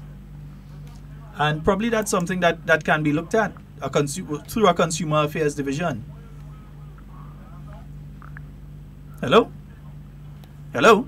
Okay, like you go on there. Yeah. But that's not a bad idea. Could go that direction. What would happen though is a lot of people come and say government forcing them to undertake to take, because even when marketing board sets a price for items right now, you have some people complain and say, no, they underpaid me. I prefer to go and sell it on the street. I go make more. You understand? Because they set their own price. So some people may say yes, some people may say no. Good morning and welcome. Good morning to Sheldon Scott and Devon Romain. Good morning, my friend. Where's Sheldon again? No, he there. He listening. I'm listening to you. You there? Mm-hmm. Well, warm greetings from Carriacou, man. Yes. How the carnival spirit? It's going good. Right, wonderful. Very good, I can't complain. Wonderful. So we're having a bumper carnival. You coming up? Well, I would try, providing that I have health and strength and I have the ability to. Well, I could send a private jet for you if you want, Well, that'll be most appreciated. No, but I think you could land in Point Saline in a B-52 half day. Curtis. Yeah, Curtis. Curtis. Hey. Which church you belong to? Eh? Which church do you belong to? Me belongs to? Yeah. Church. Anglican. All it does sing a song inside there called Standing on the Promises of God? Yeah. Because you always promising. Listen me now. Yes. I have something to share with you, right? Tell us. And I first I spell, you know, my little pen and my exercise there. I actually want to spell for you and you have a scrap paper there? Right? Yeah. Yes, a little scrap paper you have there? Yeah, go ahead now. Go ahead. Spell with me. Mm-hmm. Level. Mm-hmm. Alright? Yeah. And Kayak. Them two words they were fine. Level kayak? No, if you spell it from the net, come back, it's same thing. Yeah. Kayak level. And watch now this spring what the GLENELG and GLENELG, Green Lake Spring Water. Bye, Curtis. Have a nice day, buddy. Have a wonderful day, buddy. Curtis. You know, I'll mention something as we get a call from Carriacou. Yeah. Good morning. Good morning and welcome. Hello, fellas. Good morning. Good morning, my friend. Calling from the terminal. Yes, sir. Yes, man. Hello? Yeah. We're hearing you. We're hearing you. You go right ahead. Okay. Well, on the prices of things in Grenada, I have seen, if you go to another one of them, a pound of foreign in there is nearly $15. You may get it in the market for $10. And if the farmers coming down to sell the thing at a cheap rate, I've seen a guy came down to sell coconut oil for $25 a bottle. Somebody in the market buy all, and they sell it for $40. People come down to sell potato for $3. Somebody buy all, selling it for $5. That's how things goes there. Mm-hmm. helter-skelter anyhow.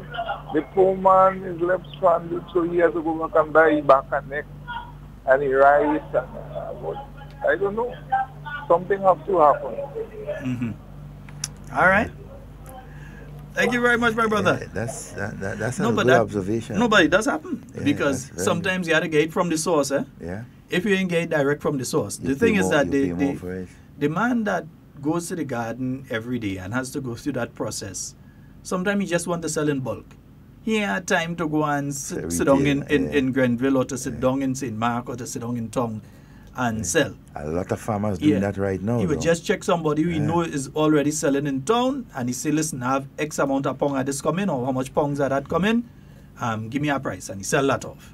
So that person get at the bulk rate, which is always going to cost, unit cost is going to be lower when you buy in bulk. When you buy in brick bulk, obviously the unit cost is going to go up. And this from a person that never study business, but that is just common sense. So that does happen. And it is, again, it's something that could be looked at through a consumer affairs division that looks at the price of items on, let's say, a fortnightly basis. I think even if they look at it at a fortnightly basis, it's going to be reasonable. One of the things I had to mention, though, Devon, I think you could still get groundnut out of Carriacou? It's possible. Carriacou used to be the place for groundnut back in the years. Tambran, groundnut. What it was again? You're getting a lot of tambran. If you're a tambran, no, I get tambran. Peas, corn. These things. If you're a tambran, no, I get tambran. Good morning and welcome. Good morning, Devon and Sheldon. Good morning. I want to talk a little bit on the cricket. With the charging of the captain holder. The unfair. It's a ruling that when the over rate is slow, the captain responds for the team. So he is the one to really command his troop to bowl the overs at a faster rate. Because even though you bowl in 90 overs, the time frame in the game, at the end of the game, the captain is response. So that's the reason why holder is charged. The ICC world ruling, my brother. So there's no advantage in him, right? I hope you understand it, Sheldon. Well, the advantage in him. Yeah, we understand the ICC thing, but that is advantage. If it was the English team, I bet you they get away with it. I bet you they get away with it. We resting actually lacking on them, so they. And remember, when is the bowling team? It's based on injury time and all of that thing, which might not necessarily be a member of the bowling team. It could be somebody from the batting side that to say, okay, I get a ball on my hand, I need to take some Neosporin on it or whatever. Yes, watch. But hey, as a West Indian, the advantage in him. Yeah. What about limes from Carriacou? Well, we had a lime factory, everything. I mean, in Carriacou, a place where you used to make all the lime juice and so concentrate. These things, I think, we definitely have to look at in a serious sense because there is market for it. Good morning and welcome. Good morning, gentlemen. Good morning, my friend. Well, I have to reserve my fire for you all because I've been trying for so long whilst you all talking. I was telling myself, well, wait now, what happened to these guys up there? So let me reserve it because that's not the case.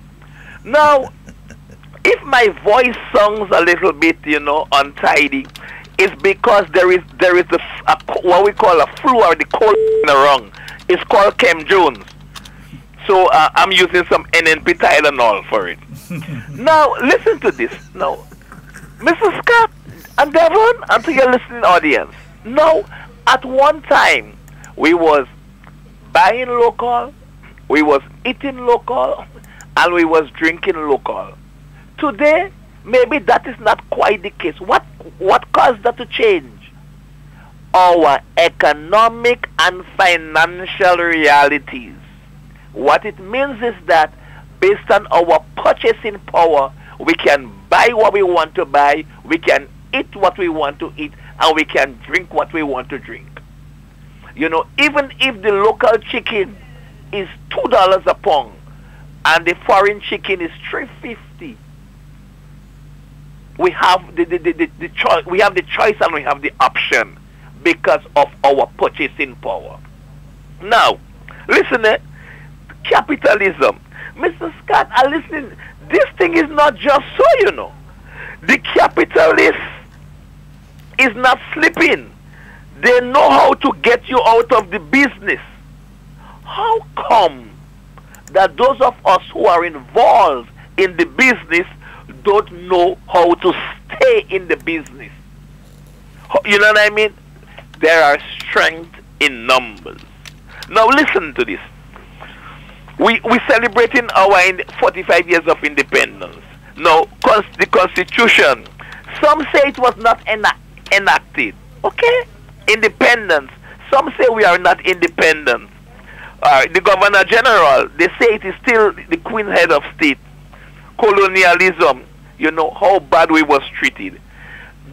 Gentlemen, the question I want to ask you, Mr. Scott, and I want to ask you, Mr. Devon Romain, I want you all to tell me what prevented you all from achieving your all full human potential.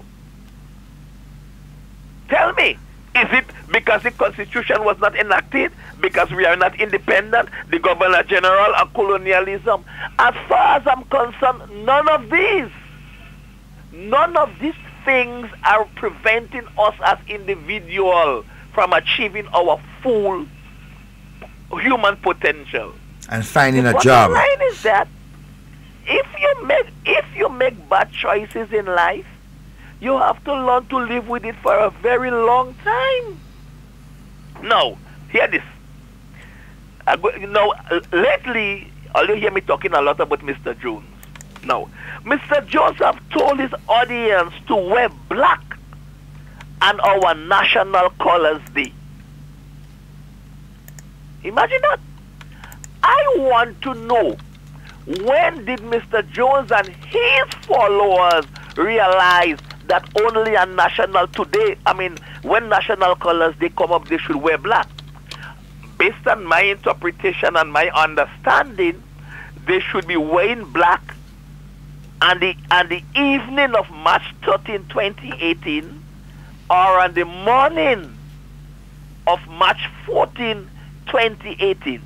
I'm trying to figure out, when did they realize that they are in a 5-year funeral procession that is heading to the political cemetery?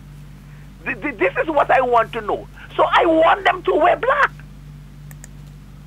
Because black, don't forget, gentlemen, we are celebrating 45 years of independence. Tell me, which political party in Grenada did a 4-5 cold put to the head over the many years? This is the point I'm trying to make here. You know, so Mr. Scott, as I wrap here, listen, colonialism, whether we independent or not, whether our Constitution was enacted or was not enacted, all of these issues, yes, they are important.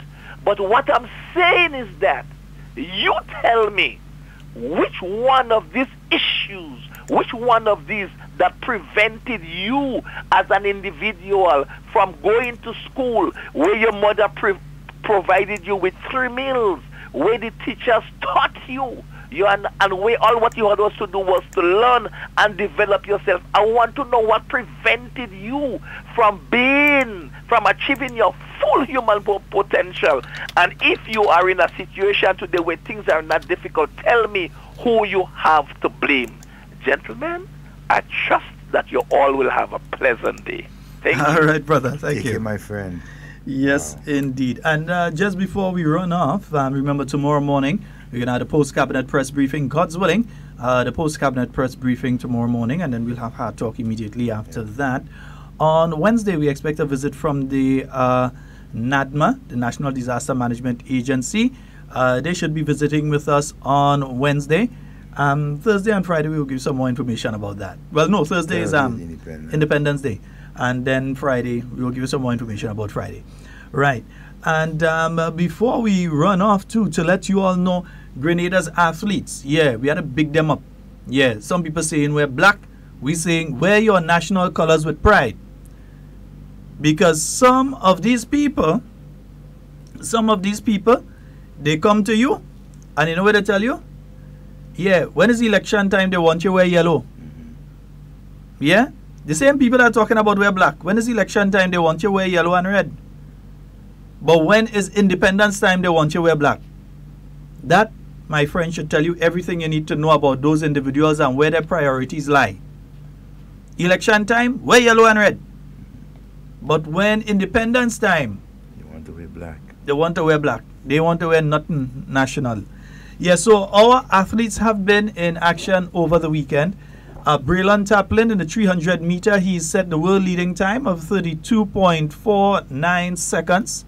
Right, so 32.49 seconds is the season's best and the world leading time in the 300 meter set by Grenada's Braylon Taplin. Nathan Hood, yeah, GBSS boy? It sounds like. GBSS day was Saturday?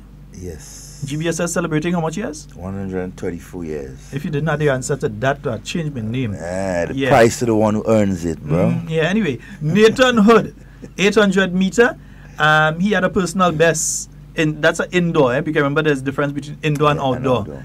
So, and the 300 meter by Braylon is the indoor. So, Nathan Hood, 800 meter, he had a time of 1 minute, 52 seconds, 52.66 seconds. That's a personal best in the indoor. Amanda Crawford, you know Amanda in the 400 meter, she had a season's best of 54.24 in the female 400 meter indoor. Grenada's Amanda Crawford. Ali McIntyre, they had a season's best, but they didn't put the discipline of 7.05 season's best. I'm not sure what Ali, I can't remember that name. Yeah, I'll double check that one. Josh Boateng, yeah, or otherwise known as the Grenadian Hulk. Yeah, Josh Boateng. In the shot put, he had a throw of 16.30 meters. Joan Jeremiah, also in the shot put, he had a throw of 14.90 meters.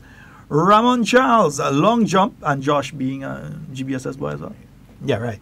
I ain't sure about Joan, but anyway. Raymond Charles, long jump, 6.04 meters.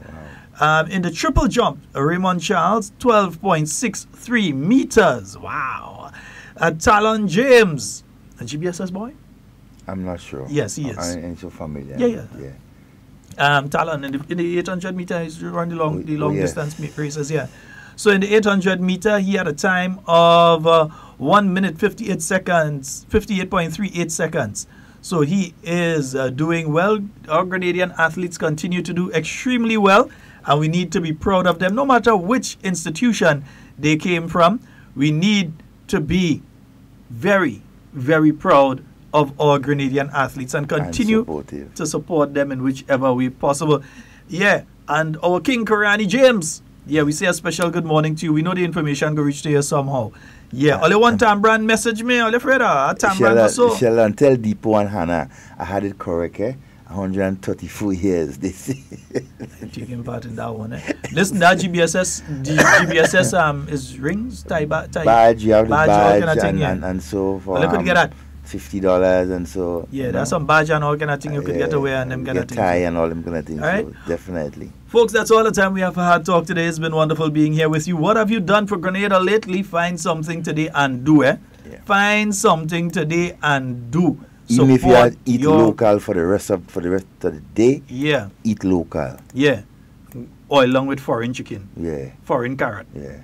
Yeah, only the dashing and the breadfruit local. Yeah, and the saltfish is this thing, pig snout, all them kind of thing. Put fish. Now you're going a little overboard, No, fish, I mean... you see, when it comes to that pig snout and thing, if I could get local, I'll take it. Well, of course. Definitely. Yeah, you're making a while, I'll tell you. The pig snouts are falling there somehow. Don't make them kind of joke there, but a pigtail or a pig snout are falling there. What would that one? Mister, know you're saying? Deepo all in here, right, man? Why know you're saying? What? We go solve that one. We go solve that one. No, Devon said 134. He didn't say 124. No, I'm sitting here. He did say 134. And you could review the video afterwards. Remember, folks, we have a rebroadcast taking place at 8 o'clock. I want as we spank me or what? we have a rebroadcast of the program taking place at 8 o'clock via 89.5, at 10 o'clock via 90. Oh God, which frequency again? 94.9. 94.9 out there in Brooklyn. And you can also listen to us. We're on YouTube and on Facebook. You can get us as soon as we're done here. We really need to go. We'd like to thank each and every one of you. Do enjoy the rest of your day. Remember, independence. Yeah, it's all about you too, eh? Yep, yeah. 45 years. Is its flag. Its colors of a nation is its flag. Its colors and arrangement makes it significant and stunningly beautiful. On Wednesday, February 6th, it's National Colors Day. Every proud Grenadian is asked to deck off in clothing highlighting the colors of our flag. Whether you are dressed for work, daily routines, or casual engagements, showcase the true Grenadian spirit. Every ministry, every department, and all workplaces are encouraged to join in. National Colors Day, Wednesday, February 6, 2019. Endorsed by the National Celebrations Committee. Our people, our colors, our day. On Wednesday, February 6th, National Colors Day. It's February 7th. It's our nation's birthday. It's time for the biggest celebration in our nation's history as we celebrate the 45th anniversary of our independence. Folks from all walks of life from all over Grenada will head on down to the Kirani James Athletic Stadium from 12 p.m. It's the Made in Grenada Expo, a showcase of locally produced goods and services offered on display. As you enter the Independence Village, experience steel band music, big drum dancers from Carriacou, Tambu Bamboo, Shortney, Jab Malasi, poetry, singing, live music, Solid the Band, everything Grenadian. At 3:30 p.m. military parade onto the Kirani James Athletic Stadium, followed by the Independence Rally, cultural pieces, Prime Minister's address, one fun-filled afternoon not to be missed. Organize your rides, your buses, your motorcade, and head on down to the Kirani James Athletic Stadium Thursday, February 7th, celebrating under the theme building resilience and enhancing social and economic transformation. What? Man, don't try to tie me up. I love Grenada the most. Wednesday, February the 6th, our fete. Red, green, yellow, cow pen, big yard. It's going to be mad. Salute. Lavaman, the real mad one. Fly the Joan. Independence celebration. You can't trust people. Madam. Boop. The girl comes to me the wine pan Snapchat. But me want to see the wine in a real life. The party bad from my rich inside the session. I drunk already because I had some stress. And I take some shots. But the amount I take really touch the spot. But remember on the 6th of February, we touch down Cowpen Big Yard gonna get Sheldon till building fell down. And remember, we have $1,000 giveaway for the biggest and the baddest crew because this is the launch of the big bad tune called Run With It. First fete, and you don't know the whole place gonna get turned over. We run with everything. Remember, it's me, alongside Beanie Man, alongside Farmer Nappy, alongside Valine, alongside Leadneck, Lava Man. You don't know the whole place gonna get shell. Mr. Killer say so. Party bad. I had some stress, so I take some shots. The amount I take really touch the spot.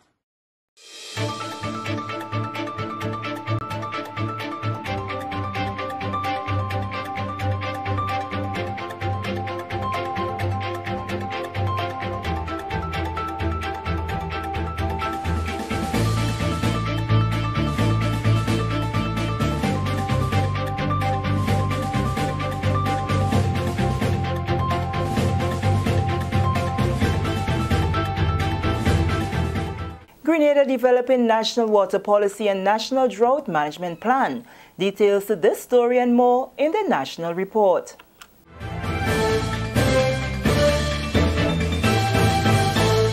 With the details to the news for Friday, February 1st, 2019, I am Sherian Noel. Grenada is currently developing a national water policy and national drought management plan, both of which could have a final draft by the end of this month. Dr. Everson Peters is the consultant on the National Drought Management Plan. He says the national water policy will seek to ensure that the present and future generations have access to sufficient and safe water, while the National Drought Management Plan will prepare for and mitigate against the impact of future drought events. Dr. Peters was addressing a joint conference on Friday on the current drought situation, implications for key sectors, and the way forward. we want to ensure that we use the water efficiently, so that for agriculture, it means that choosing the type of irrigation that would minimize losses. So this is the policy.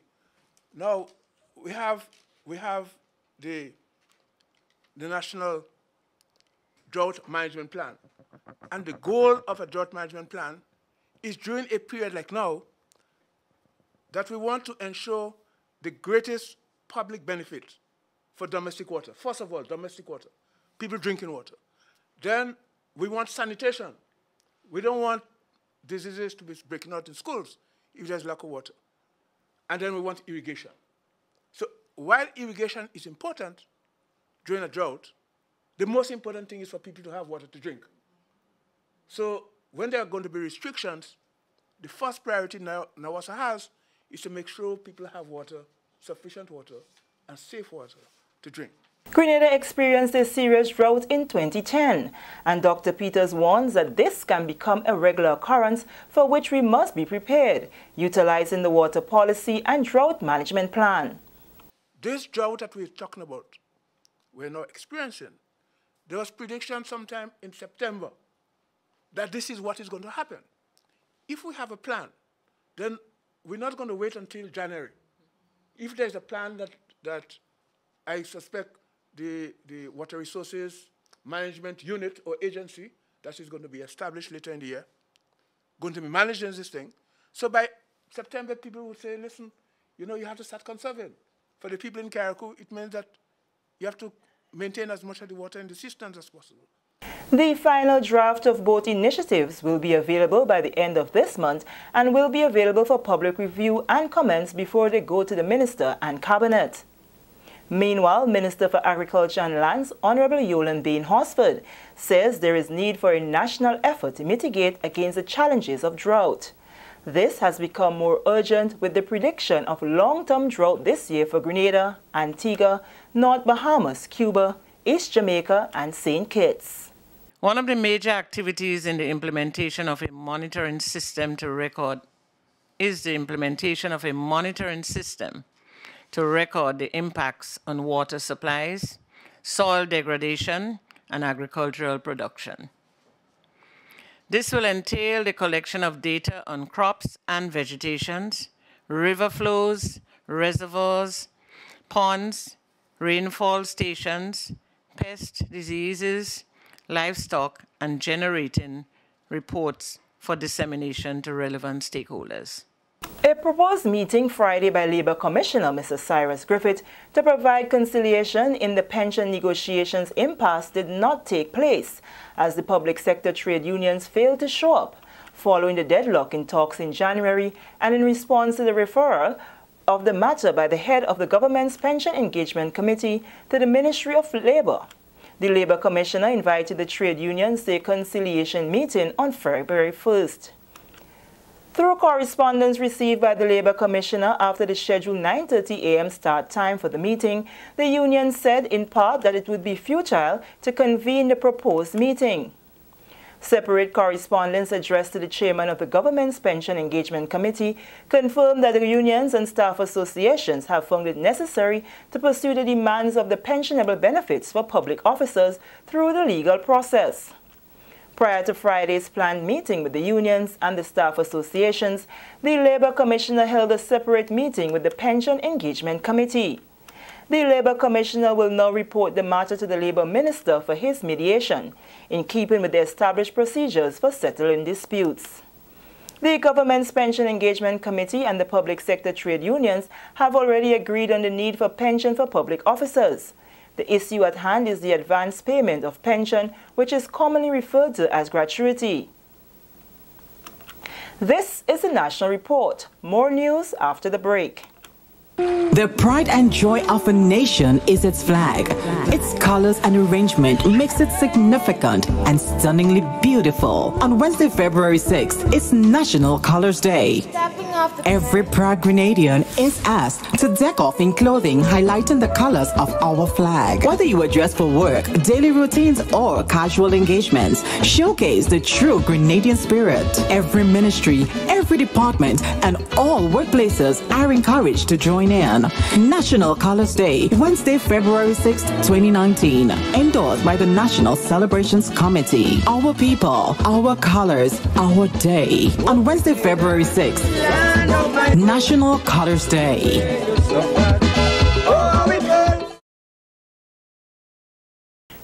Threat networks have the potential to cripple fragile socio-economic progress. That warning from Deputy Commissioner of Police Franklin Redhead when he addressed the Regional Security System RGPF panel discussion held in Grenada. He said the threat networks fuel corruption and have great potential to cripple regional economies. Transnational threat networks, whether in the form of transnational organized crime, transnational or trans-regional terrorist organizations or violent extremist networks, pose increasingly complex and existential challenges to regional states. Many have global reach, they are adaptive, they fuel violence and corruption, and undermine effective democratic governance. Threat networks vary widely in motivation, structure, activities, operational focus, and composition. They tend to operate among civilian populations and in seams of society and have many components that are recognized locally as legitimate parts of society. Of course, the multidimensional and multifaceted nature of the risks and threats faced by Caribbean states are increasingly interconnected, cross-cutting, network-centric, and transnational. Economic disparity, poverty, high cost of living, and social exclusion are factors that enable these networks. Deputy Commissioner Redhead urged member countries to formulate the best strategy to defeat threat networks. It takes a network or networks to defeat a network. And therefore, it takes multiple solutions to address problem sets. And in effect, this is what they are.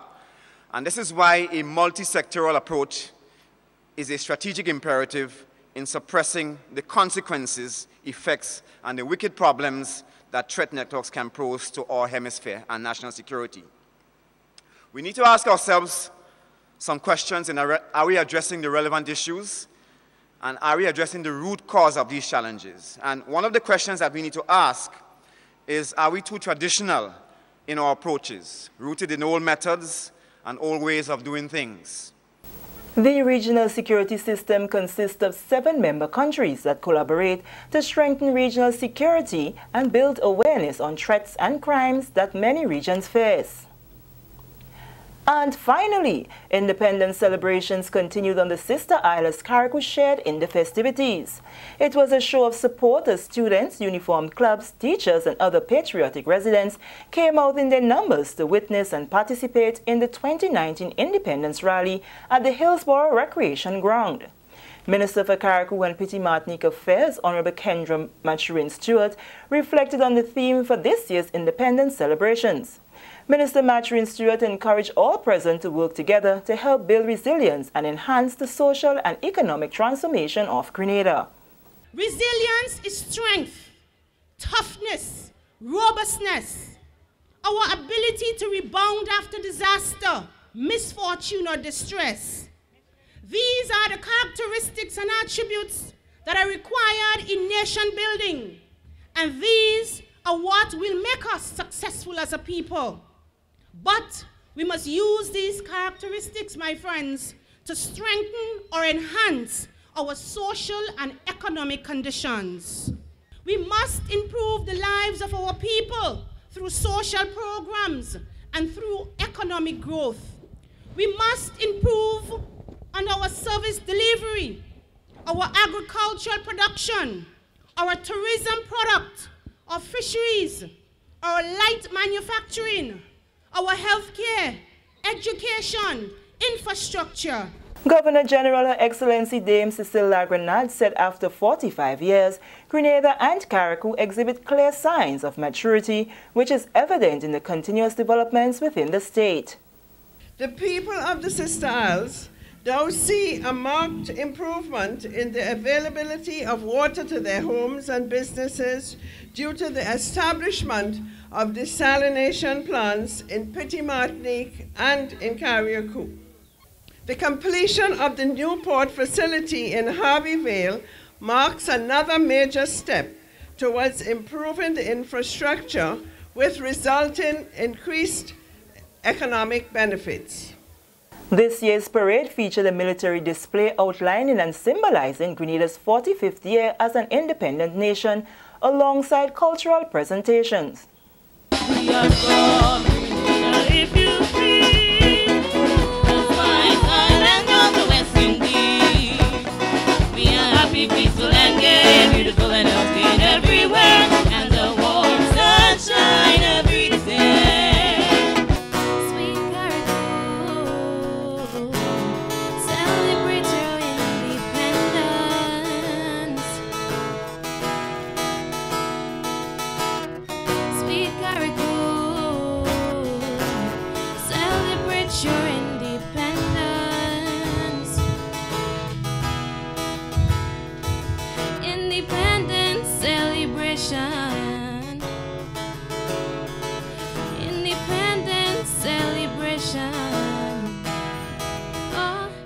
And with this, we come to the end of the National Report for Friday, February 1st, 2019. I am Sherry Noel.